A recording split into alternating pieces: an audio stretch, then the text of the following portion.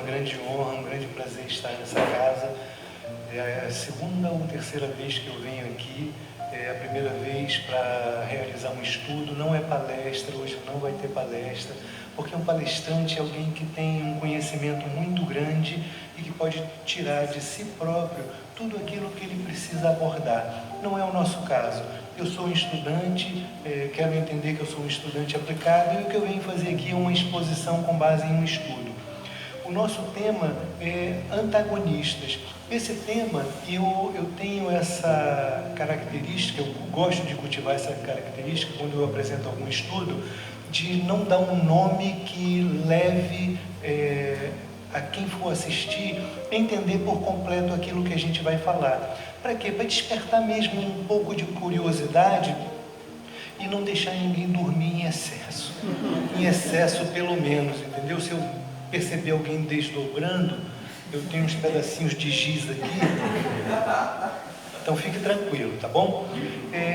Mas voltando ao título, esse título Antagonistas, ele dá a impressão de que a gente vai falar de crises que a gente tem, né, entre pessoas, entre seres humanos, entre nações, entre correntes partidárias diferentes, entre torcidas diferentes, mas não é isso que a gente veio falar aqui hoje. A gente veio falar de um outro tipo de antagonismo, que é o antagonismo mais comum.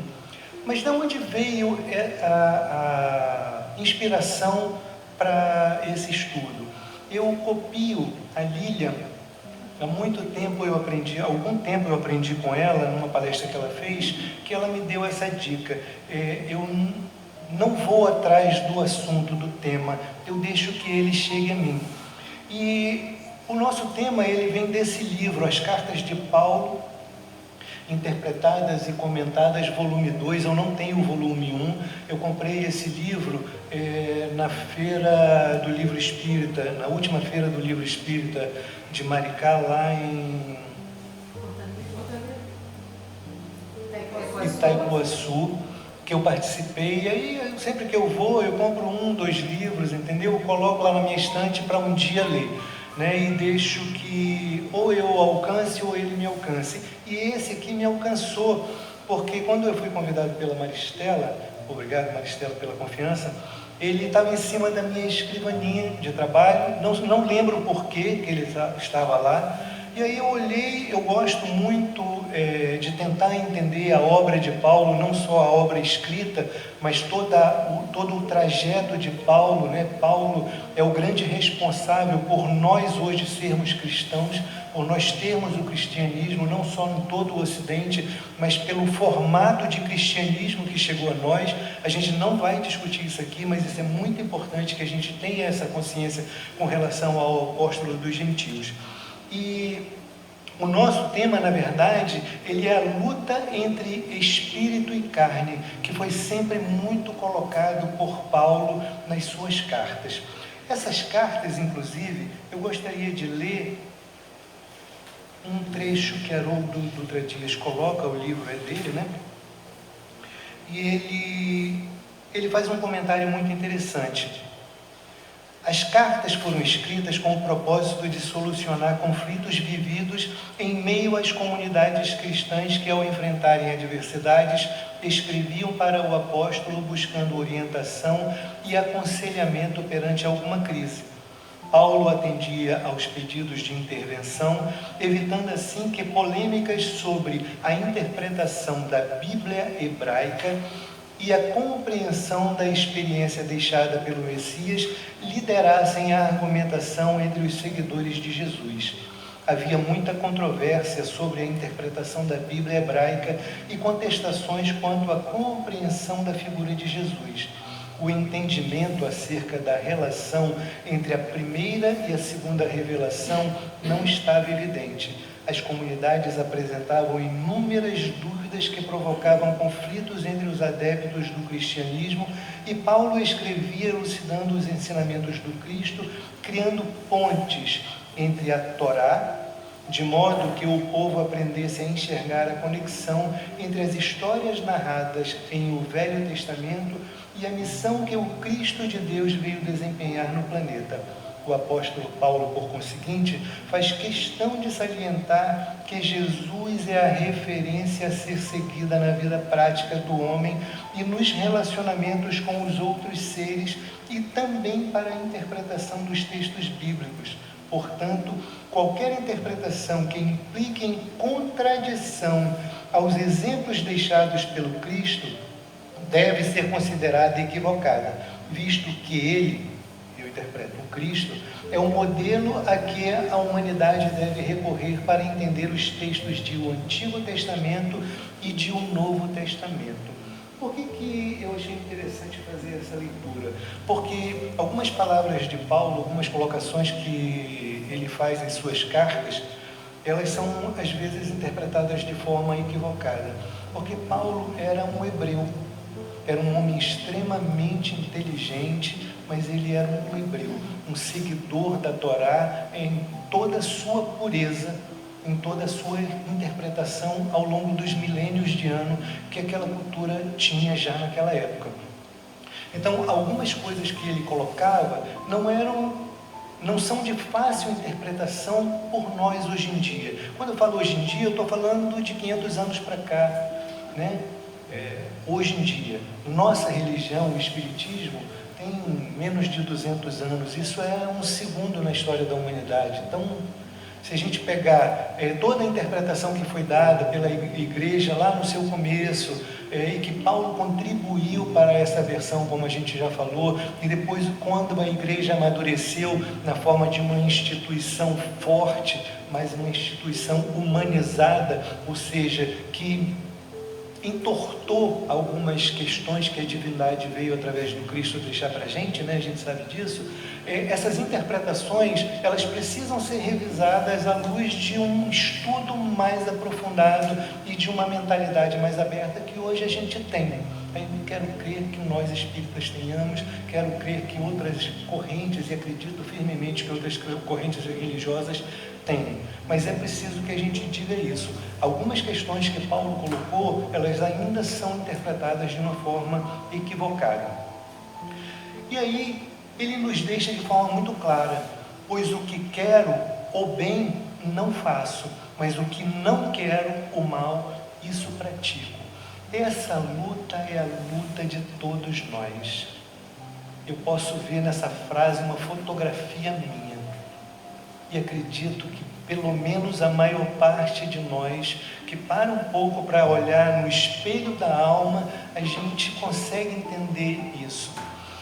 Isso foi colocado, no começo da trajetória de Paulo. A carta aos Romanos, onde está em seu capítulo 7, versículo 19, essa colocação de Paulo, ela é a primeira carta de Paulo. Paulo ainda estava iniciando o seu amadurecimento espiritual, depois de ter passado por um momento que deve ter sido fantástico. Eu não consigo burilar na minha mente o que seja você, depois de tanta maldade, depois de tanto erro na sua vida, você dá de cara com Cristo e o Cristo te desejar para você espalhar o evangelho dele pelo mundo afora.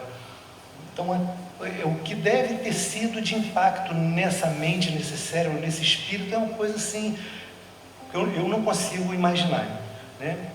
Mas ele ainda assim, ele ainda tinha muito nesse momento a dizer para a gente nessa frase realmente, porque o bem que ele queria, que ele já entendia, e que eu entendo que a gente já entende também, a gente não faz. Pelo menos não na sua totalidade, senão a gente não estaria aqui, né? Mas o mal, e quando a gente fala o mal, a gente não está falando de crime, a gente está falando do mal, aquele mal que não necessariamente está nas leis criminais do nosso país ou de qualquer outro país, mas a gente fala do orgulho, da inveja e de tantos outros pequenos ou grandes males que a gente tem que não estão previstos, mas estão previstos na lei de Deus. Ele fala de uma guerra milenar que há mais de 2000 anos ele já tinha descrito para nós que é a maior batalha da humanidade, não uma guerra de espada, não uma guerra entre impérios, mas um imenso e silencioso conflito que ocorre diariamente dentro das consciências de cada indivíduo, das nossas consciências. porque é muito complexo. A gente faz o nosso evangelho no lar, né? E tá lá, as coisas estão escritas, a gente entende de uma maneira bem clara aquilo que a gente precisa fazer, mas é muito difícil de aplicar a gente no nosso dia a dia, né? Eu gosto de pensar que se a gente pegar todos os defeitos que um ser humano pode ter, dá uma lista gigantesca. Gigantesca. E para mim, me ajuda muito no meu melhoramento entender que todos nós, qualquer um de nós, eu iniciando aí essa fila, temos um determinado grau de cada um desses defeitos. Nós somos espíritos que viemos em encarnações sucessivas melhorando esses defeitos. A gente não, em nenhuma encarnação, e eu já ouvi isso várias vezes e acredito realmente, em nenhuma encarnação você veio, nenhum de nós veio para consertar todos os seus defeitos. Impossível. Então a gente veio com uma seleção. E assim, como saber qual a minha seleção? Eu entendo que tentando buscar aquilo que mais me perturba em mim ou nos companheiros que me circundam. Aquilo que mais me perturba, principalmente nos outros, é aquilo que eu entendo que eu mais tenho que corrigir em mim. Mas isso é uma luta. E ela é uma luta por quê? Porque o meu intelectual, ele entende isso, mas a minha carne, não. E quando a gente coloca a palavra carne, é muito importante a gente entender o que Paulo quis nos ensinar com isso. Porque quando eu li esse livro, eu entendi algumas questões que, do pouco que eu leio de Paulo, do pouco que eu leio das cartas de Paulo, de vez em quando eu tiro para dar uma lidinha, é muito complexo quando ele fala o que é a carne, porque tem aquele velho ditado, né? A carne é fraca. Será que a carne é fraca mesmo? É a carne que é fraca?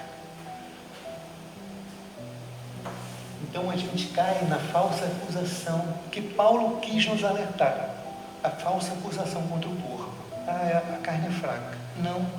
Mas isso, historicamente, esse erro, ele vem de muito, muito tempo, né? Filósofos antigos como Platão, 400 anos antes de Paulo, e o próprio Sêneca, que foi um contemporâneo de Paulo. Sêneca era um judeu grego, mesma época de Paulo, e eles pregavam que o corpo era a prisão da alma e a raiz da corrupção. Isso facilitava muito, né? Como depois vieram também algumas religiões, a gente não está criticando religião de ninguém, até porque algumas delas, alguns de nós já passamos nessa ou em outras reencarnações e as defendemos firmemente. Hoje a gente está com uma outra abordagem. Eu acredito que com um nível de consciência mais elevado, mas é a minha interpretação, que não necessariamente é definitiva. Mas Paulo nos trouxe uma verdade, que o corpo biológico, ele não produz o mal, ele é apenas um instrumento. Você o utiliza como você quer ou tem possibilidade. É muito importante, porque nem todo o mal que a gente pratica, a gente optou por fazer o mal. Às vezes a gente ainda não tem a consciência do que é o mal, ou de que aquilo seja o mal efetivamente.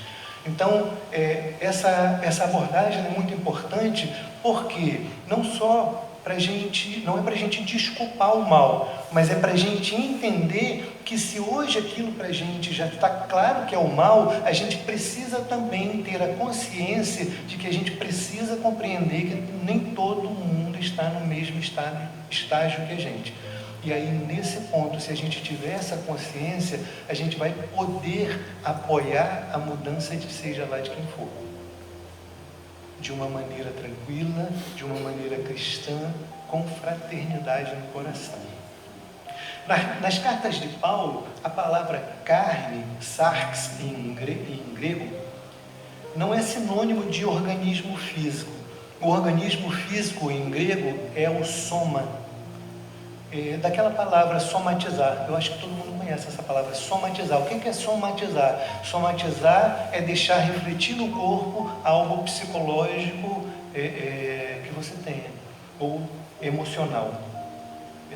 Ou emocional. Quando você deixa o seu emocional tomar conta de você, você pode ter reflexo no seu corpo. Isso é somatizar. Soma, sim, é o organismo biológico. Quando ele fala de sarx é carne, algo material.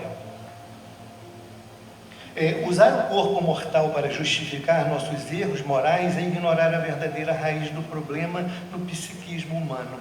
A gente não... Eu digo com sinceridade, eu não consigo mais entender que o meu corpo, ou que o meu vizinho, ou que um transeunte na frente do meu carro que tenha feito qualquer barbeiragem, seja efetivamente o culpado de uma reação qualquer que eu tenha que ter. Não quer dizer que eu já consiga segurar todas as reações que eu não gostaria de ter. Eu já entendo o que é errado. Entre entender e efetivamente executar da forma como tem que ser, sem querer me justificar, eu ainda tenho um caminho um pouco longo, infelizmente. Acho que eu não vou sair daqui passando por cima de nosso lado.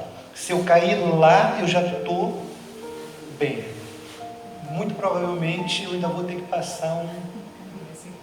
parar um pouquinho antes para relembrar algumas coisas, mas é melhor a gente não comentar aqui. E aí a gente precisa diagnosticar então o que é esse sarx, essa palavra. E essa palavra, que é traduzida diretamente pela palavra portuguesa carne, na verdade, ela pode ser traduzida, para um melhor entendimento, como a sombra que existe em nós.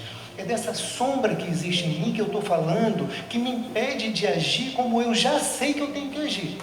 Eu já sei como eu tenho que agir, eu não tenho mais desculpa, gente, sinceramente. Mas ainda assim,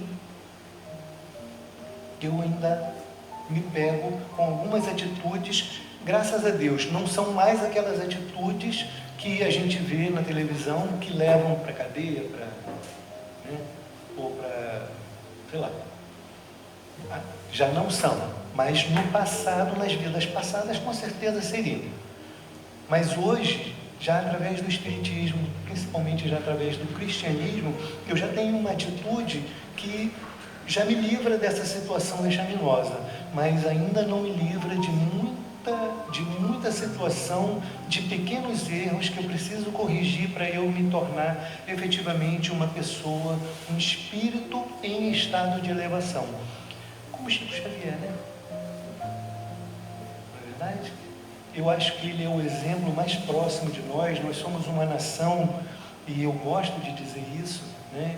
Eu sou brasileiro realmente de carteirinha, eu acho que eu tenho certeza que eu entrei na fila certa, pelo menos nesse sentido, porque nós somos uma nação com muita sorte de termos um brasileiro como esse, outros também, mas esse para mim é uma referência. Que já está tão na nossa frente, que ainda encarnado já estava tão na nossa frente, e que ainda assim mantinha um comportamento de estar ao nosso lado, como se ele errasse como a gente erra, né? Voltando para esse diagnóstico que a gente precisa fazer dessa carne, a sarx, ela é traduzida rudimentalmente, né, ao longo do tempo como carne. Mas ela é a nossa animalidade inferior, é a força antagônica invisível no nosso psiquismo humano, que freia a gente. E de onde vem isso? Por que a gente arrasta isso? Por que tem essa pedra amarrada na nossa cintura, né? Com uma corrente pesada, e a gente arrasta esse peso, E aí o livro, ele nos dá a entender, o que a gente está fazendo aqui não é uma leitura do livro, é uma interpretação, é a minha interpretação. E aí eu pego 3 características pelo livro. O primeiro é o fardo evolutivo, né? A bagagem acumulada de milênios de evolução instintiva. Hoje nós somos homens sapiens, né? Seres humanos sapiens. Mas nós já fomos outras espécies. E para aquelas espécies que nós encarnamos lá, a gente precisava muito do instinto. a gente precisava responder rápido, a gente precisava responder com violência. Então, todas essas características, ao longo de milênios de anos, nos trouxeram aonde nós estamos, nos elevaram do padrão do símio para o padrão humano. Hoje, essas características que nos ajudaram na floresta, na savana, nos desertos, elas precisam ser descartadas por nós. E esse é o trabalho que a gente está nesse momento. E isso, às vezes, causa em nós a segunda característica detectada no texto de Haroldo Dutra Dias, a partir das cartas de Paulo, a autopreservação tóxica. Às vezes a gente age como se a gente ainda estivesse naquela floresta, como se a qualquer momento uma onça, um leopardo viéssemos atacar, ou na savana, o leão, a hiena, sei lá, qualquer animal desse. Mas a gente está vendo isso no nosso irmão. E o nosso irmão também, às vezes, na gente, dependendo do nosso comportamento ou do comportamento dele. E a terceira característica, a terceira situação que a gente vê é a inércia moral. Né? É aquela tal da síndrome da Gabriela, né? Eu nasci assim, eu sou assim. Não, tá bom, você é assim. Eu aceito, desde que haja mudanças. A gente não pode ficar na inércia para sempre. Não é o que Deus espera da gente. Ele espera o quanto tiver de esperar, mas com certeza, inevitavelmente, a gente vai ter que mudar. Um conselho que eu dou a mim mesmo: muda rápido. Muda rápido. Muda rápido porque, ok, Deus tem paciência, mas as consequências da lei são claras e são inexoráveis. Elas acontecerão. A sarx, então, é o lado inferior da vida que ainda arrastamos. É a sombra do nosso próprio ego. É aquilo contra o qual nós temos que lutar.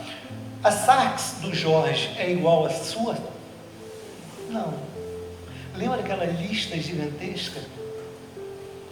Então, cada um tem um grau de cada um daqueles problemas. E cada um está numa etapa que consegue lutar não com todos, não com qualquer uma, não com qualquer um daqueles itens que está na lista, mas a gente consegue lutar, e foi para isso que a gente veio aqui, lutar contra um pequeno conjunto daqueles e focar naquilo, porque os outros erros, a gente foi colocado numa situação em que eles não vão atrapalhar tanto, eles não vão aparecer tanto. Essa é a condição da nossa reencarnação, de cada uma delas. Na minha próxima, eu espero estar tratando de outras questões que eu tenho para tratar ainda, para que eu me eleve um pouco mais. Eu não posso repetir de ano, como na escola. Isso eu não posso. Resolvendo o que eu tenho para resolver aqui, eu vou ter outras questões para resolver, mas outras. Isso quer dizer um passo na frente. Tá bom? E a gente precisa também, para continuar o nosso entendimento, diagnosticar o que no livro, o que nas cartas de Paulo, nas originais em grego, ele colocou como pneuma. Pneuma, a gente colocou ali como a luz, mas a interpretação mesmo, a tradução da palavra pneuma, tem várias traduções, né? Pode ser ar, pode ser espírito, mas o espírito, nesse caso, ele vem mais de uma tradução do hebraico, porque o hebraico, lembram como foi que que Deus criou o homem? Ele fez lá o barrinho, e no final ele soprou, ele pneuma, ele botou o espírito no homem. Essa palavra pneuma, então, ela é mais traduzida como espírito, mas ela é a mesma pneu lá do carro, pneumático, a rodinha lá do carro, tá? O pneuma é a nossa essência divina, aquilo que Deus colocou em nós. Lembram? Onde está escrito a lei de Deus? Aonde está? Na essência divina que Deus nos colocou. O princípio inteligente e imortal soprado pelo Criador que transcende a biologia. Nós somos muito, muito mais do que a biologia que a gente arrasta. No livro tem uma expressão que eu achei excelente. O nosso corpo é biodegradável. Eu fiquei chocado quando eu li isso. Nós somos, nós não, o nosso corpo, quando a gente devolver, toma que eu vou embora, ele vai se biodegradar. Eu nunca tinha pensado nisso. Mas o pneuma, ele é a singularidade divina. É a força que nos torna a imagem e semelhança de Deus. Lá atrás, quando isso foi colocado na Bíblia e foi colocado acertadamente, a gente tinha uma visão tão material que a gente achava que Deus era um homenzinho também com poder, com superpoderes. Bom, como ele é um homem, ele é meu pai, ele já tem muito tempo, ele só pode ser um galinha de barba. O ser humano é inteligente nível top, não é verdade?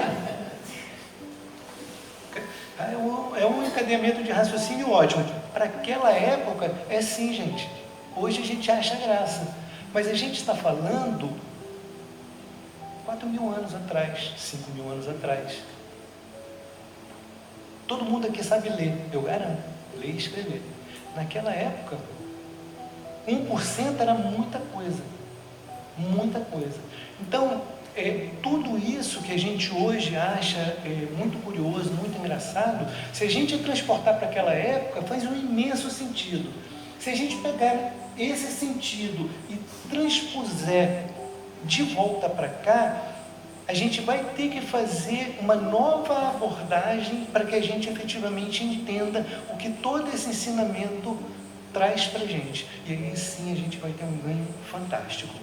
E o pneuma, ele também é o Cristo interior. Ele é a potencialidade da perfeição dormente em cada indivíduo. Como assim? Eu tenho um Cristo interior? Gente, eu tenho.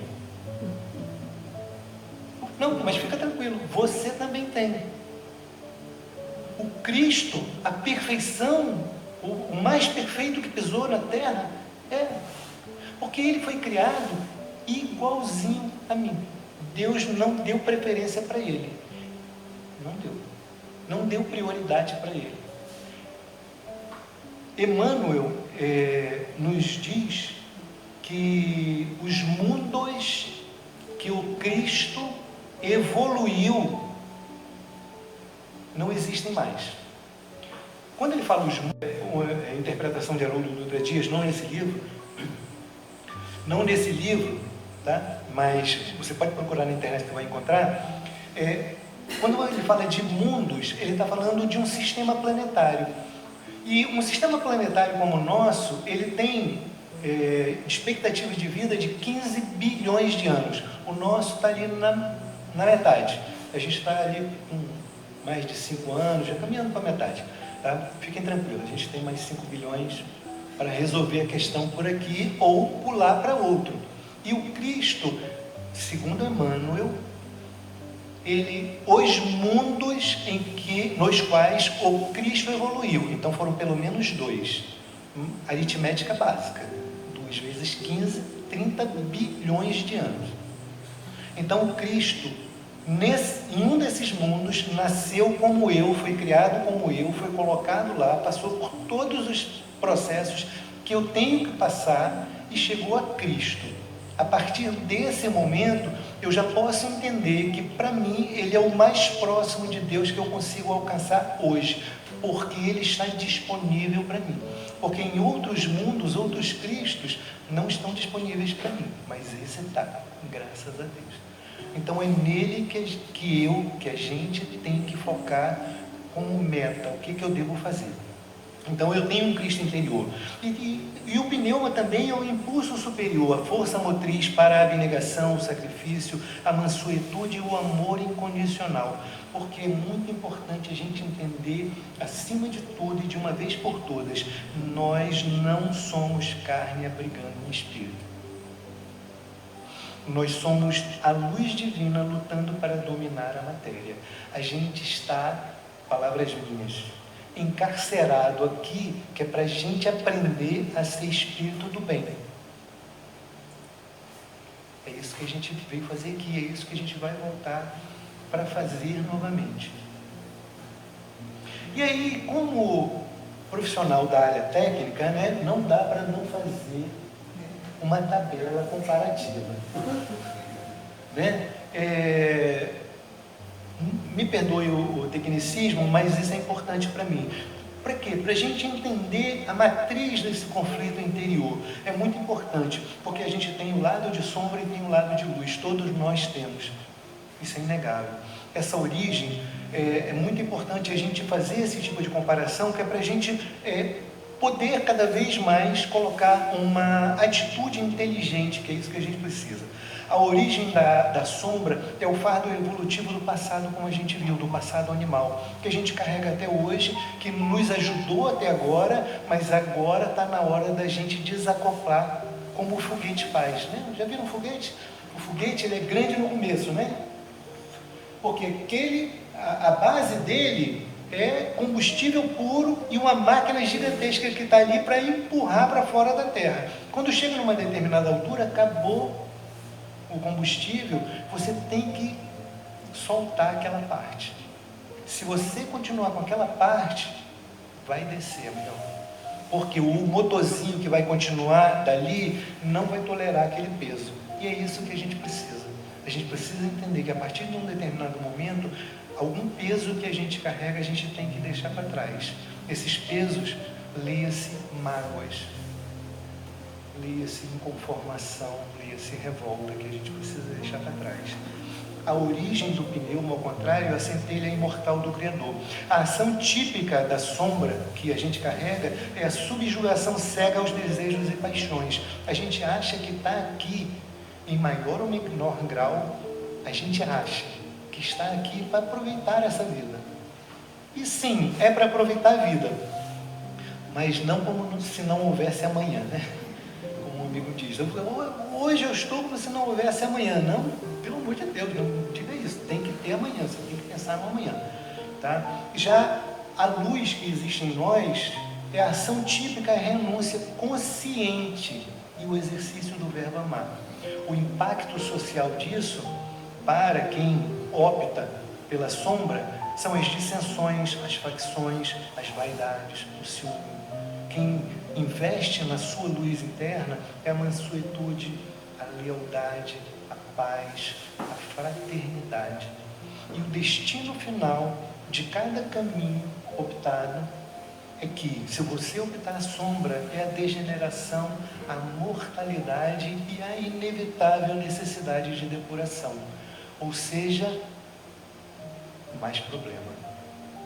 Vidas mais conturbadas nesse ou em outro local qualquer. Então a gente precisa pensar nisso. Mas se a gente apostar na nossa luz, novamente, o Cristo levou 30 bilhões pelo menos. A gente ainda tem mais alguns, temos mais 19. Fica tranquilo, só faltam 19 bilhões para chegar perto dele, porque ele já vai estar mais longe. Mas se a gente apostar nesse caminho, é a evolução, a liberdade e o reino dos céus verdadeiramente, como Cristo nos prometeu. Mas ele não nos prometeu de graça. O desvio de órbita, ele é opcional. A lei de Deus, ela não é punitiva, ela é astrofísica. Esse foi um outro conceito que eu vi que eu achei muito interessante. A lei de Deus é astrofísica. Se você tiver interesse, conhecimento por astronomia ou física, tá? Você vai ver que a gravidade ela é muito simples. E é uma lei de Deus, tá? Todas as leis físicas são leis de Deus. As leis de Deus se dividem em duas: leis físicas e leis morais. Todas são divinas. A gravidade é divina, exatamente. Por quê? Quem foi que criou? Se ele é o dono, toda a divindade é uma lei divina, né? O Criador, ele é o centro de gravidade do universo moral, mas ele não te obriga a cair no coração dele. Ele te dá a possibilidade de ligar o seu foguetinho e direcionar para onde você quer. Mas, como toda gravidade, uma hora você vai cair. É melhor que seja opcional, porque tem paraquedas.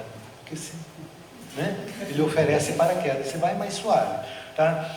Brincadeiras à parte, é importante a gente entender isso, que o pneuma, essa opção pelo bem, nos dá uma rota segura. A humanidade ela foi projetada para gravitar em torno da luz protetora e orientadora do amor divino, se a gente assim concordar. o erro humano, a sarx, a sombra que habita em nós, o pecado, entre aspas, né? Porque a gente já sabe que pecado é erro, ele tem um contexto que não é mais o nosso contexto. Ele ocorre quando escolhemos desviar dessa órbita harmoniosa para girar caoticamente em torno do nosso próprio ego e de interesses puramente materiais. A luz divina fica oculta com isso. Isso é muito fácil da gente ver, a gente vê isso na televisão todo dia, a gente vê alguns comportamentos e aí num grau maior, né? Isso não quer dizer que a gente não tenha que olhar para a gente procurando esse mesmo tipo de comportamento. Apenas a televisão, ela espelha isso de uma forma muito gritante, na minha opinião, né? De irmãos que ainda estão num nível muito complicado. Mas você vê aquilo claramente, né? Que a pessoa está completamente obtusada para a luz de Deus. A gente vê às vezes na televisão algumas explicações de crimes que a gente não é possível. Não. Mas em menor grau, graças a Deus, em muito menor grau, a gente precisa também fazer essa inferência em nós. Como é que a gente está se tratando? Qual é o caminho que verdadeiramente a gente está buscando? A gente já não está mais buscando aquela escuridão que leva a crimes hediondos, mas pequenas escuridões também são escuridões. Então a gente precisa efetivamente buscar a luz, porque é o caminho, é a rota mais segura e mais tranquila, não tem aqueles desvios loucos que eu tentei colocar ali. Não sei nem se ficou legal. E essa batalha, ela é travada nas nossas relações sociais, né? A necessidade de ter razão, a criação de facções, a vaidade intelectual e o ciúme perante o sucesso alheio, a sarx transforma o convívio em competição. É aquela guerra do dia a dia que a gente acha que a gente tem que ter. E que o Cristo mostrou para a gente com a sua vivência material na Terra, sem a necessidade, ele não precisava, quem precisava era a gente que precisava que ver aquilo acontecer, para a gente saber que é efetivamente possível, né? Nas nossas relações sociais, a gente aplica isso, de uma forma ou de outra. No sistema de recompensa que a gente aplica para nós mesmos e que hoje a tecnologia que está à nossa disposição aplica de uma forma criminosa, na minha opinião. Essa opinião é minha, tá? Eu estou sendo bem duro, mas criminosa. Eu acho que algumas redes sociais, principalmente no que diz respeito a jovens e crianças que não estão preparados para entender que uma determinada mensagem deve simplesmente ser descartada e que aquela mensagem, uma vez lida, e se você ficar alguns segundos nela, ela vai te perseguir pela internet. É desse sistema de recompensa que a gente está falando. Já repararam que tudo na internet agora, basicamente tudo, é curto? Você não tem mais tempo de raciocinar, aquilo é uma recompensa. Os estudiosos, né, da área de psicologia, de psiquiatria, já identificaram isso claramente, que isso dispara determinados hormônios em nós, como drogas mesmo químicas, cocaína e outras. Imagina isso numa criança de 7 anos, num jovenzinho de 13 anos. Então, esse tipo de sistema de recompensa, que se a gente apartar tudo isso e trouxer só para nós, pessoalmente, esquece toda a tecnologia. Se a gente olhar para a gente ainda dá esse tipo de sistema, esse tipo de recompensa para a gente. Né? Eu vejo isso. E a gente vai tentando, lógico, né? Os pequenos prêmios que a gente se dá, né? Eu estou merecendo. Não estou dizendo que você não está merecendo, né? Nem que eu não estou merecendo, mas a gente precisa tomar cuidado com isso, porque a sarx, aquela sombra, usa isso para sequestrar a energia divina, para alimentar desequilíbrios físicos e emocionais, e a gente usar isso como justificativa. Na consciência silenciosa, a angústia lúcida de saber exatamente o que é certo, mas ceder à gravidade e à inércia do hábito viciado. Né?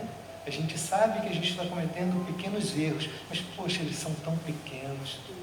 É só Eu estou parando no só porque eu não vou confessar nada para vocês hoje. Não adianta. Não, eu me preparei psicologicamente antes. Não adianta. Não olha assim. Não adianta, tá? Mas a gente tem. E a gente precisa. E isso não, a gente só precisa. A gente só precisa ter esse senso de que a gente precisa, antes de criticar qualquer pessoa, olhar para a gente. O que eu preciso melhorar? E aí a gente tem também que não ceder à ilusão dos extremos. Porque a gente falou de sombra e falou de luz. A gente falou de sombra onde a gente não deve estar. Mas a gente falou de luz onde a gente não consegue estar. Porque a luz que a gente fala aqui é a luz do Cristo. Foi a luz que o Cristo veio nos ensinar. Mas Ele não disse que a gente vai alcançar em um único passo. Não foi isso que Ele disse. Se a gente está lendo isso no Evangelho, se a gente está interpretando isso no Evangelho, a gente está equivocado. E livros como esse trazem para a gente um esclarecimento desse tipo de equívoco. Então, a gente não pode ir para extremos, porque os extremos, e aí, desculpa, eu acabei colocando lado esquerdo e direito, nenhuma conotação, seja ela do que for, é apenas colocar dois lados diferentes, tá bom? De um lado a gente tem o fanatismo, a fé que sobrepujada, e irracional, odiar o corpo, buscar sofrimento inútil ou impor dogmas pela violência moral. A gente não precisa disso, o nosso corpo é nosso parceiro. A imagem de uma prisão, ela na verdade é uma contenção. Sabe quando você precisa de uma camisa de força para você não se machucar? Ela não é definitiva, ela é só temporária, é só para você não se machucar. Você vai passar daquele momento e essa camisa vai ser afrouxada, né? Se precisar volta para outra, mas ela não é o que te leva para a treva. Do outro lado também o ceticismo, o foco exclusivo nas aparências e na matéria, o vazio existencial desconectado do ser supremo, ou seja, o materialismo. Meu corpo é o que vale, as minhas sensações são o que eu tenho de melhor, o que eu posso comprar, o que eu posso alcançar, aonde eu posso ir. Esse é o extremo. Na verdade, para a gente seguir o melhor caminho, é o caminho do centro, que é a fé raciocinada, que alguém há mais ou menos 170 anos, para eu não errar em cálculo, colocou para a gente de uma forma bem clara, bem transparente. Alguém com muita lucidez, recebendo o apoio de espíritos de alta envergadura, trouxe para a gente. Vamos raciocinar antes da gente tentar entender. Tanto que ele, apesar de ser um professor de várias ciências na época dele, que ainda hoje é referência na língua pátria dele e em outras matérias, né, que é o francês, não teve problema nenhum de chamar um conhecido que era versado em grego para ajudá-lo na interpretação de alguns textos bíblicos diante daquela mensagem que ele recebia dos Espíritos.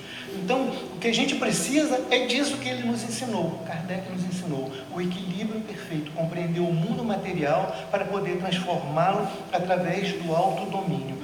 Isso é o que a gente precisa muito. E como é que a gente vai levar a nossa sombra para o Calvário, da forma como Jesus nos ensinou? Tome a sua cruz e me siga. Ou seja, nas minhas palavras, na minha interpretação, pegue todos os seus problemas, não fuja deles, não se orgulhe deles, pelo amor de Deus, mas não fuja deles, os encare com seriedade, com consciência, siga Jesus, esse é o caminho, com disciplina, porque a cruz mencionada pelo Cristo, não é um apelo a um martírio físico, não é a gente se chicotear, não é a gente, vou passar fome durante 5 dias para Deus. Deus não curtiu. Não adianta, pelo menos no meu entendimento. Deus não foi legal, ele não mudou nada para ele. Talvez até tenha piorado um pouquinho, descer um pouco na escala, né? A cruz é o símbolo do esforço hercúleo necessário para abolir nossas inclinações inferiores. É o trabalho metódico e diário de substituir maus hábitos antigos e diário de substituir maus hábitos antigos por novas virtudes libertadoras. É disso que a gente precisa aqui. É disso que a gente tem que efetivamente usar a nossa consciência e entender o que o Cristo pediu para a gente. Ele não pediu esforço físico, ele pediu esforço espiritual. E isso só vem com autodomínio, não com a aniquilação, não é com ataque ao seu próprio corpo, à sua própria vida, né? Porque o conceito de vencer a sarx não se trata de odiar a biologia ou reprimir as funções naturais da vida humana. Trata-se de não se sujeitar aos comandos dela. Nada no seu corpo é maligno, é do mal. Nada que você possa fazer no seu corpo que esteja previsto nas leis depende só do que e de como você esteja fazendo. Qual é a intensidade que você está fazendo? Precisa disso realmente? O resultado prático é que o corpo físico e as emoções não são inimigos. Eles são cavalos poderosos. Quem adquire o autodomínio segura as rédeas firmemente. A carne deixa de ser a senhora tirânica e passa a servir integralmente aos propósitos elevados do espírito. Essa figura dos cavalos, ela foi tirada, que está aqui nesse livro, tá? De uma citação que Haroldo Dutra Dias faz, de um livro de Platão chamado Fédon. E ele nos diz o seguinte, Platão: a alma é um carroceiro que é conduzida por 2 cavalos. Um dos cavalos de raça, nobre e bom, outro selvagem, rebelde e cruel.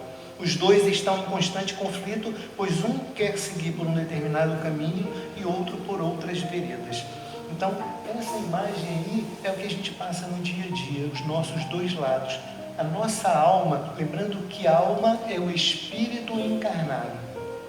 E os hebreus, eles tinham o conceito de alma como um conceito de domínio de conjunto. Então, a alma era ao mesmo tempo o espírito, a carne e o que ligava a carne. Então, isso era a alma para os hebreus naquela época de Cristo. Então, por isso que tem, e até antes, tá? Por isso que ele fala da alma, que a alma conduz esses 2 elementos que são antagônicos, mas que ela precisa. Quem são? Que alma é essa? Sou eu. Eu estou ali, aquelas mãozinhas ali são minhas. Os meus cavalos estão brigando. E eu preciso efetivamente controlá-los. O protótipo vencedor, e para isso eu tenho um protótipo vencedor, que a gente já falou dele. A figura do Cristo. Jesus é o modelo mais perfeito porque exemplifica o Espírito que ao longo de sua trajetória venceu todas as imperfeições morais e purificou seus sentimentos até atingir a perfeição absoluta. Eu estou repetindo para vocês nessa frase que Cristo não nasceu Cristo. E que nós temos essa oportunidade, dever e missão final de nos tornar também. A missão prática: ele não desceu à terra para fundar disputas institucionais. Ele adentrou a nossa densa floresta de vícios apenas para sinalizar a rota segura de fuga, mostrando como a vontade divina pode dominar completamente a matéria. Foi isso que ele veio nos demonstrar. E sinceramente ele conseguiu.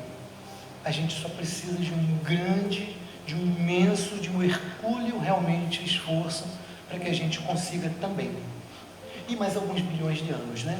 E nós passaremos de escravos a herdeiros do cosmos. Ele já é um herdeiro do cosmos.